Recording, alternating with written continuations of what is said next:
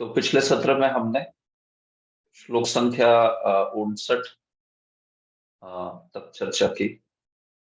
दूसरे अध्याय से हम पढ़ रहे हैं, जिसमें श्लोक संख्या 59 तक चर्चा की। तो खास करके स्थित प्रज्ञ के लक्षण क्या है, इस विभाग को हम लोग यहाँ पे अध्ययन कर रहे हैं। अंतिम विभाग जो है दूसरे अध्याय के 54वें श्लोक से लेके 72वें श्लोक तक। तो इसमें अर्जुन ने 54वें श्लोक में प्रश्न पूछा कि स्थित प्रज्ञ की परिभाषा क्या है।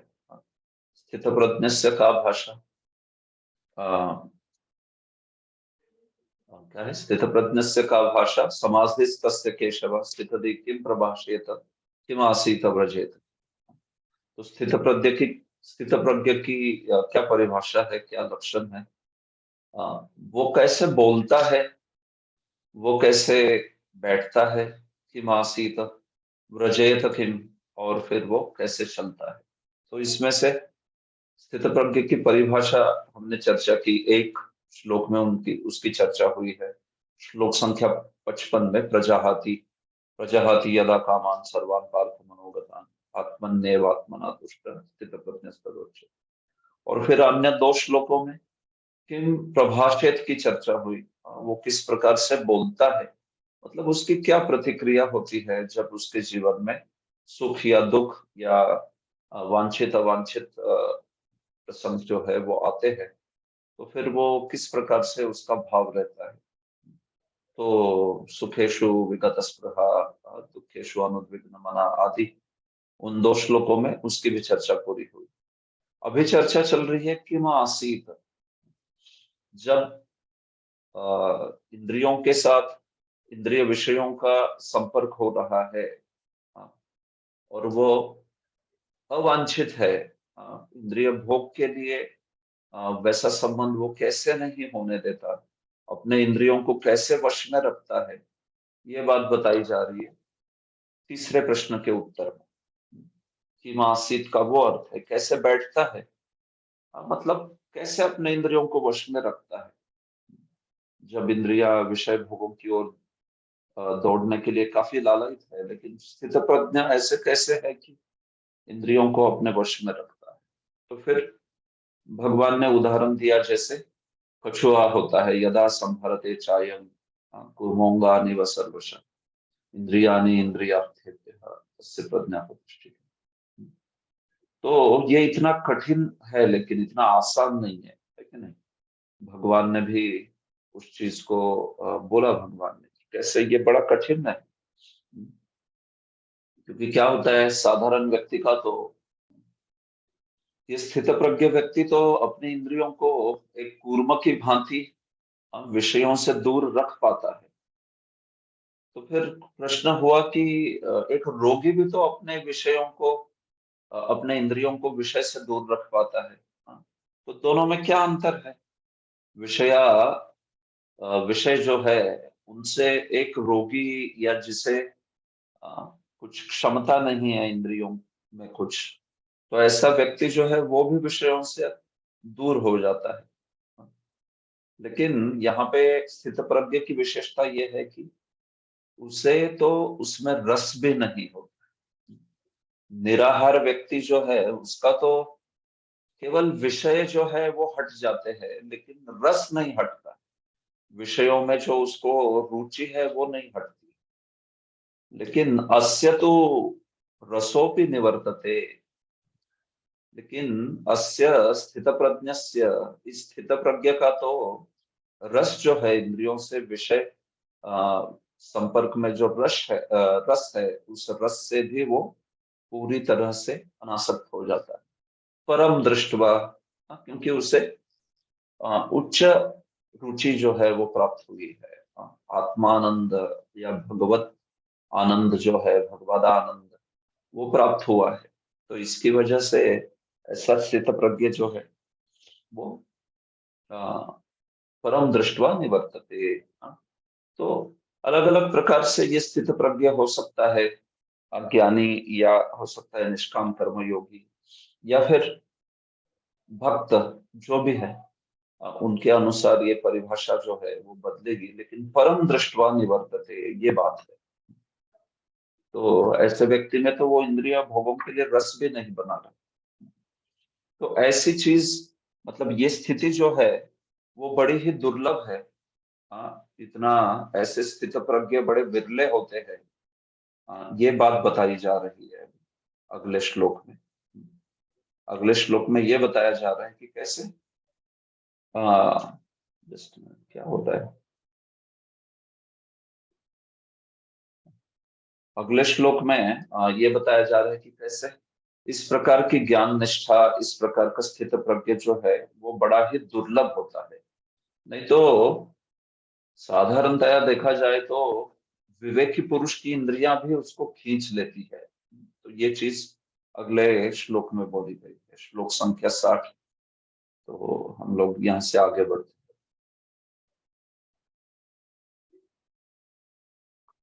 यततो ह्यपि कौन्तेय पुरुषश्च विपश्चितः इंद्रियाणि प्रमाथीनि हरन्ति प्रसभं मनः। सनातन गोविंद प्रो ट्रांसलेशन। हे अर्जुन, इंद्रियां इतनी प्रबल तथा वेगवान है कि वे उस विवेकी पुरुष के मन को भी बलपूर्वक हर लेती है, जो उन्हें वश में करने का प्रयत्न करता है। हाँ, तो देखिए ये बात है। तो क्या बात बोली जा रही है कि जो स्थित प्रज्ञ है वो बड़ा ही दुर्लभ होता है, ऐसा जो कि इस प्रकार से आत्मानुभव में स्थित है।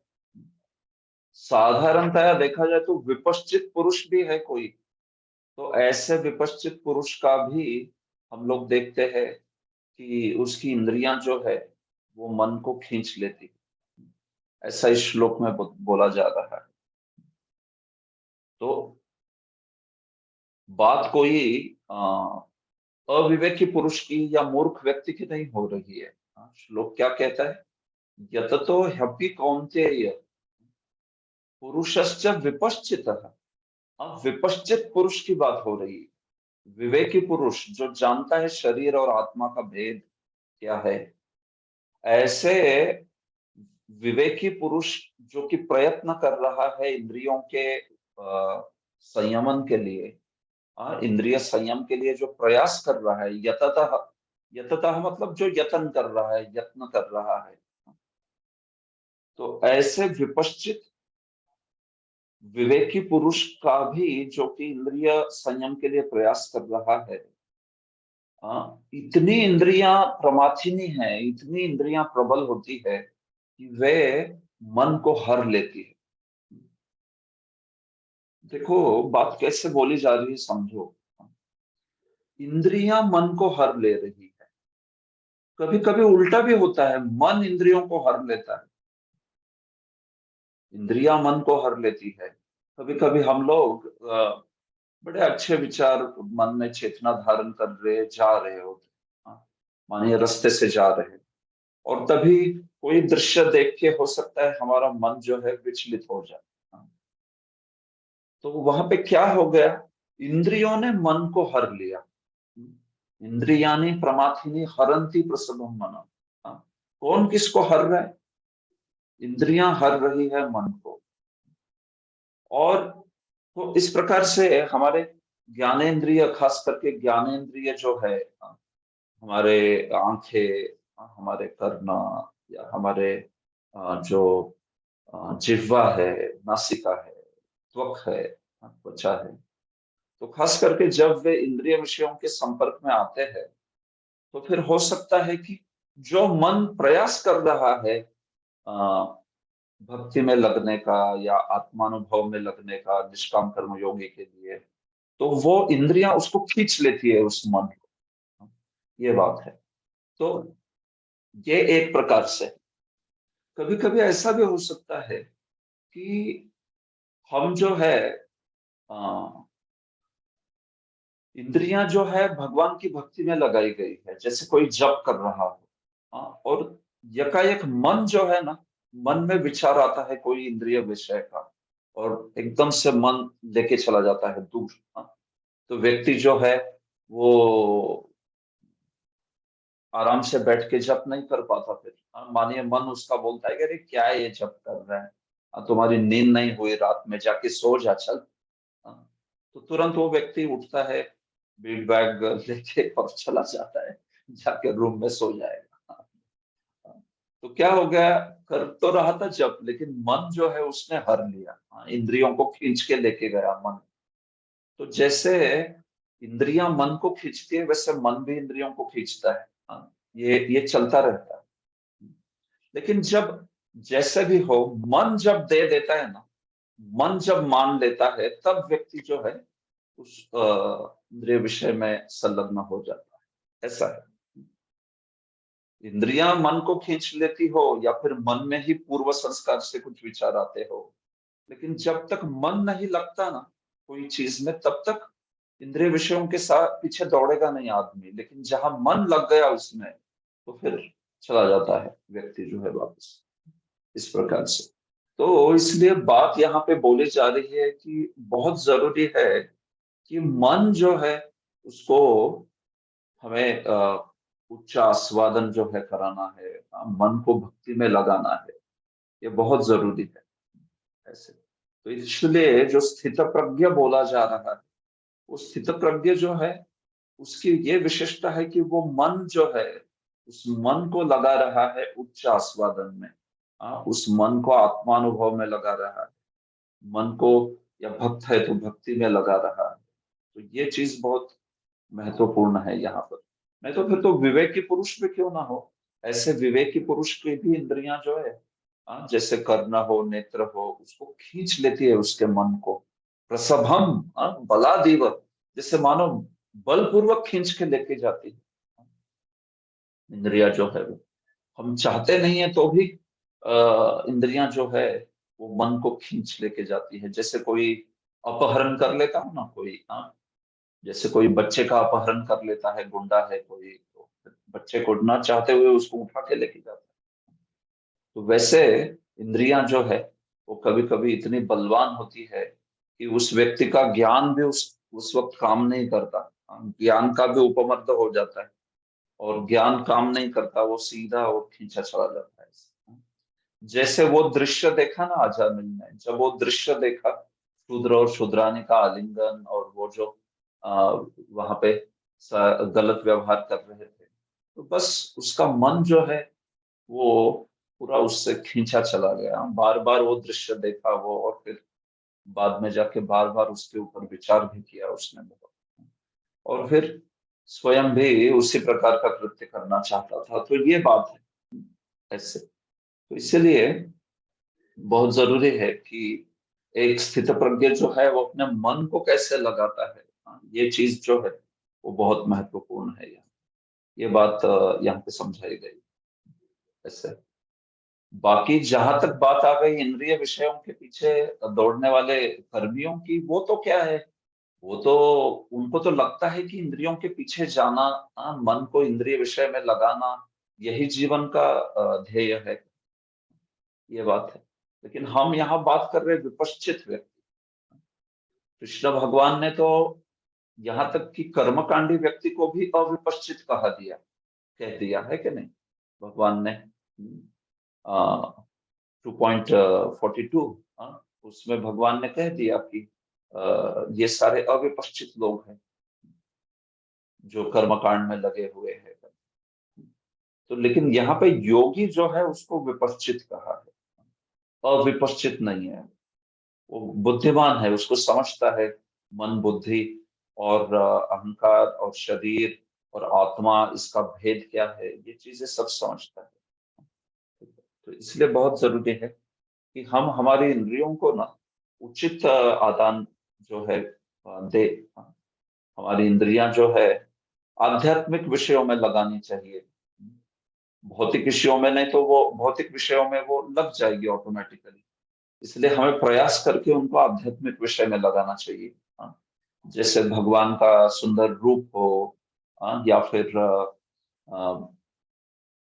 जैसे शास्त्र पठन हो, भगवान का सुंदर रूप हो, अच्छा विग्रह आदि की सेवा हो, कान से एक सुंदर कीर्तन सुनना, जिह्वा से प्रसाद का आस्वादन करना, हमारे इंद्रियों से भगवान के भक्तों की सेवा करना, ये सारी जो चीजें हैं इसके द्वारा हमारी इंद्रियां जो है वो हमारे मन को आध्यात्मिक विषयों की ओर और खींचती चली जाएगी।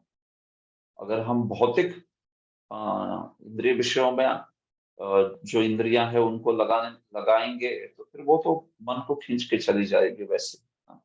तो बहुत जरूरी है ये बात कि ये जो हमारी ज्ञानेंद्रियां है उनको आध्यात्मिक विषय वस्तु प्रदान कर। ये बात यहाँ पे समझनी चाहिए। देखिए प्रभुपाद जी, अनेक विद्वान ऋषि दार्शनिक तथा अध्यात्मवादी इंद्रियों को वश में करने का प्रयत्न करते हैं, किंतु उनमें से बड़ा भी कभी कभी विचलित मन के कारण इंद्रिय भोग का लक्ष्य बन जाता है। जैसे प्रभुपाद जी उदाहरण देते हैं विश्वामित्र। तो विश्वामित्र तो इतने बड़े योगी थे, लेकिन तो भी वो जब अपनी योग साधना तपस्या में बैठ गए तो वहां पे फिर इंद्र ने मेनका को भेजा। तो मेनका तो बड़ी रमणी थी, बहुत सुंदरी थी। और फिर मेनका के केवल जो नुपुर थे उनके, तो उसकी झंकार से विश्वामित्र जो है उनका, देखिए कान से सुना उन्होंने, ठीक है नहीं, हाँ, कान जो है उस कान से सुना उस आवाज को उन्होंने। लेकिन वहां पे ही रुके नहीं, फिर वो उन्होंने जो है उस कान से सुनने के बाद अपना मन जो है वो उसमें लगाया। तो फिर जैसे ही मन खींचा गया तो फिर उन्होंने आंखें खोल के फिर वहां पे मेनका जो है उनको दिखी और फिर वे तपस्या के मार्ग से पूरी तरह से विचलित हो गए। तो इस प्रकार से इंद्रियां जो है, कोई भी एक भी इंद्रियां भगवान तो कहते हैं वो भी खींच के लेके जा सकती है मन को। तो इसलिए चाहिए ये कि कोई आध्यात्मिक विषय में ही उस मन को और खास करके इंद्रियों को भी लगाएं। हाँ, मन को लगाना तो थोड़ा कठिन होता है, वो धीरे धीरे लग हो जाता है, लेकिन प्रारंभ में इंद्रियों को तो लगा सकते हैं। कान से कीर्तन या भगवान के कृष्ण कथा, भगवान की कथा आदि का श्रवण करना, और फिर नेत्रों से भगवान के सुंदर रूप को देखना। इस प्रकार से इंद्रियों को हमेशा अगर इंद्रिय विषयों में संलग्न करेंगे तो फिर वो खींच के नहीं लेके जाएंगी कहाँ पे विषय प्रवृत्ति आदि में। ये बात है। तो विश्वामित्र भी देखिए इस प्रकार से उनका 3 बार पतन हो गया था। पहली बार उनका पतन हुआ काम के कारण। मेनका की सुंदरता देख के पूरे काम से विमोहित हो गए। फिर दूसरी बार इंद्र ने रंभा को भेजा, तो फिर पिछली बार का अनुभव था विश्वामित्र को, तो इस बार वो क्रोध की वजह से अपने मार्ग से च्युत हो गए। इतना क्रोध आया उनको रंभा को देख के कि अरे, ये जैसे पिछली बार मेनका आई थी मुझे ध्वस्त करने के लिए, अभी इस बार ये रंभा आई। तो इसलिए वो ब्रह्मा जो है उसके ऊपर इतने क्रोधित हुए कि उस क्रोध के कारण उनकी तपस्या जो है भंग हो। और तीसरी बार उनकी तपस्या भंग हुई मद के कारण, हाँ, अहंकार के कारण। हाँ, तीसरी बार उनकी तपस्या भंग हुई जब त्रिशंकु उनके पास आया और उसने कहा कि वशिष्ठ के पुत्रों ने कहा मुझसे कि इसी देह में तुम स्वर्ग नहीं जा सकते। तो वशिष्ठ और विश्वामित्र तो आप जानते हैं, हम बड़े ही प्रतिद्वंद्वी थे एक दूसरे। तो विश्वामित्र ने कहा कि अच्छा, वशिष्ठ के पुत्र कहते हैं तुम इस देह में स्वर्ग नहीं जा सकते, मैं तुम्हें स्वर्ग दूंगा। तो हालांकि ये गलत है। किसी व्यक्ति ने अगर स्वर्ग जाने की उसकी इच्छा थी त्रिशंकु की, तो उसने यज्ञ करने चाहिए और फिर इस देह को त्यागने के पश्चात वो स्वर्ग में प्राप्त हो जाएगा। लेकिन चूंकि यहाँ पे अहंकार का भाव आया, तो विश्वामित्र ने उस त्रिशंकु का ताड़न करने की बजाय कहा कि नहीं, मैं तुम्हें स्वर्ग भेजूंगा। तो फिर अपने तपोबल से उन्होंने त्रिशंकु को स्वर्ग भेजना चाहा। उसको अपने तपोबल से वो उठा के हवा में से अंतरिक्ष में से ऊपर भेजने लगे। और इंद्र ने देखा कि ये कौन है, अपात्र व्यक्ति, अनक्वालिफाइड कैंडिडेट। तो इंद्र भी गुस्सा हो गया कि ये कौन स्वर्ग की ओर आ रहा है। तो इंद्र ने ऊपर से वज्रपात करके उसको नीचे गिरा दिया। इधर से फिर से विश्वामित्र उसको ऊपर उठाने लगे। तो ऐसा दोनों के बीच में बेचारा टेनिस बॉल हो गए। बहुत पिटाई हुई उसकी। तो उसने बोला अंत में, नहीं, मुझे नहीं चाहिए स्वर्ग, छोड़ दो मुझे। तो इस प्रकार का। तो फिर उसके पश्चात विश्वामित्र ने भक्ति विधि को स्वीकार किया। तब तक वो योगी थे, तपस्या और योग के आधार पर अपने मन के संयम को प्राप्त करना चाहते थे। लेकिन उसके पश्चात उनको भगवान विष्णु ने कृपावश आके उपदेश किया, और फिर उसके पश्चात वे जो है महर्षि विश्वामित्र बने, वास्तविक मतलब भगवान के भक्त बने। और फिर आप जानते हो विश्वामित्र बड़े प्रसिद्ध है, बाद में तो श्री रामचंद्र के गुरु के रूप में उनको सेवा प्राप्त हुई। तो ये बात है। तो ये दर्शाता है कि कैसे प्रभुपद जी कहते हैं पूर्णतया कृष्ण भावना भावित हुए बिना मन तथा इंद्रियों को वश में कर सकना अत्यंत कठिन। तो वैसे ही ये निष्काम कर्म योगी आदि भी, हालांकि वे बहुत भरसक प्रयास करते हैं आत्मानुभव के लिए वगैरह, लेकिन वो कठिन होता है, इतना सरल नहीं। बड़े ही क्लेश से, प्रयास से फिर वो जो है आत्मानुभव के उस स्तर पे प्राप्त हो जाते हैं। लेकिन भक्ति के लिए सहज है। इसलिए अगला श्लोक भक्ति करने के लिए कहेगा। ऐसे नहीं कि ये स्थित प्रज्ञ व्यक्ति जो कि निष्काम कर्म योगी है और ब्रह्म उपासक है, वो उसको कर नहीं पाएगा, लेकिन वो कठिन है, इतना आसान नहीं। इंद्रियों को कृष्ण में लगाए बिना वश में कर पाना, तो वो कठिन विधि है बहुत। तो इसलिए आ, भगवान की भक्ति के साथ तो वो फिर सरल हो जाता है काफी। प्रभुपाद जी ने यमुनाचार्य को भी यहाँ पर उद्धृत किया है।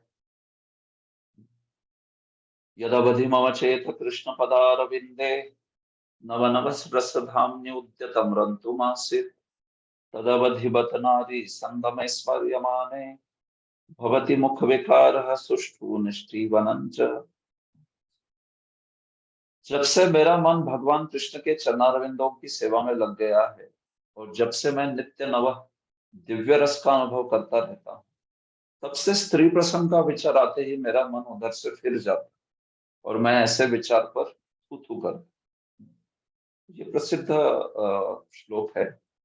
श्री शिल प्रभुपाद जी उसका उद्धारण करते थे हमेशा।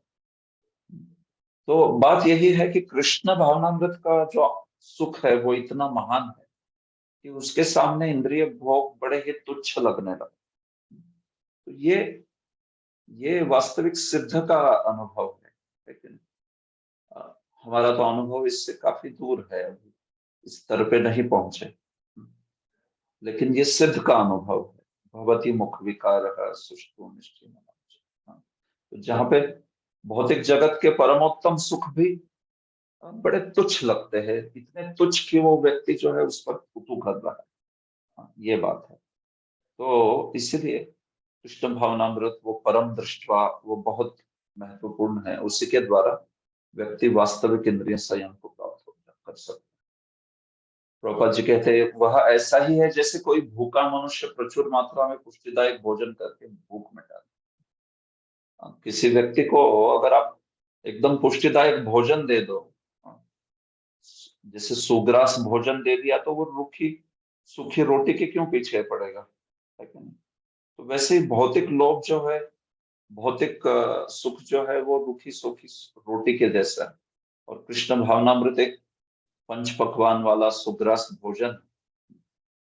तो जिसको वो प्राप्त हो गया वो क्यों रूखी रोटी की ओर देखे।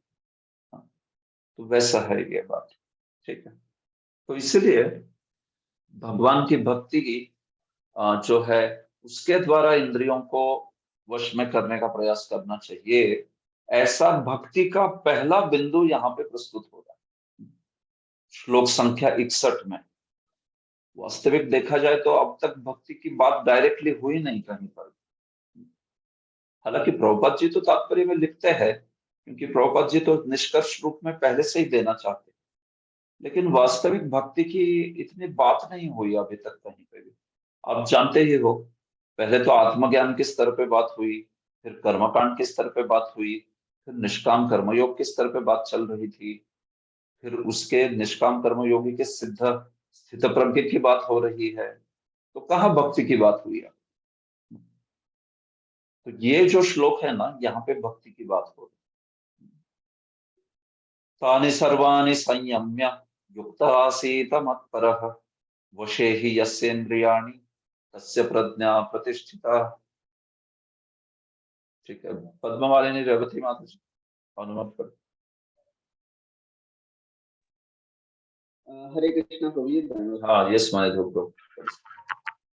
जो इंद्रियों को पूर्णतः वश में रखते हुए इंद्रिय संयमन करता है और अपनी चेतना में स्थिर कर देता है, वह मनुष्य स्थिर बुद्धि कहलाता है। ठीक है, तो देखिए, इसीलिए चूंकि ऐसी ज्ञान निष्ठा जो होती है वो बड़ी ही दुर्लभ है, इसलिए तानि सर्वाणि संयम्य यह श्लोक कहा गया है।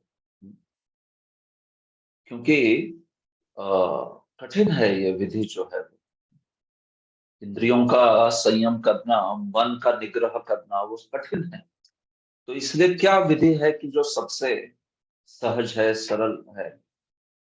तो भगवान कहते हैं तानि सर्वाणि संयम में, उन सारी इंद्रियों को संयमित करके युक्त आसीत मत पर, उनको मेरे मत पर मतलब मुझ में लगाओ।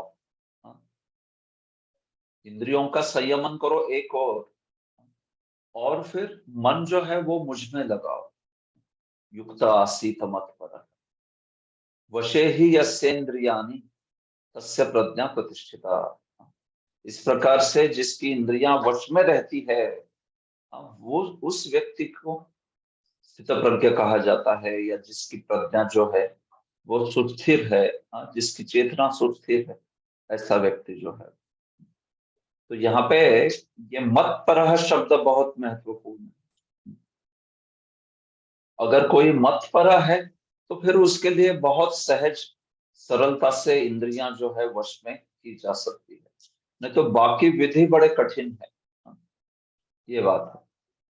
तो देखो, बात तो निष्काम कर्मयोग की चल रही थी, बीच में भगवान इस विषय को भी बोल दिए, ला दिया उन्होंने इस विषय को, कि कैसे ज्ञान निष्ठा या आत्मानुभव के स्तर पे होना एक निष्काम कर्मयोगी का, वो इतना सरल नहीं है, कठिन है। यततो ह्यपि कौन्तेय पुरुषश्च पश्चात् इंद्रियाणि प्रमाथीनि हरन्ति प्रसभम।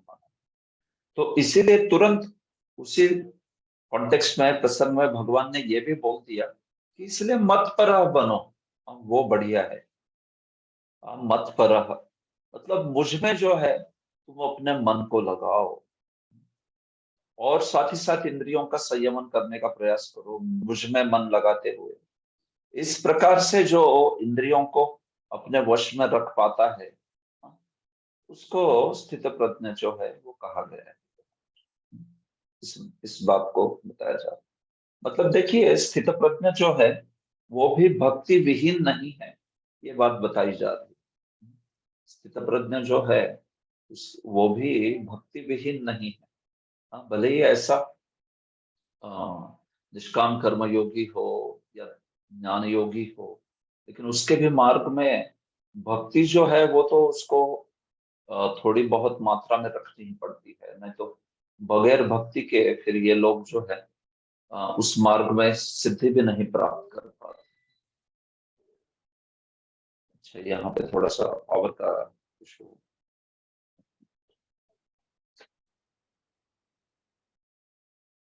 जस्ट 2 मिनट दीजिए।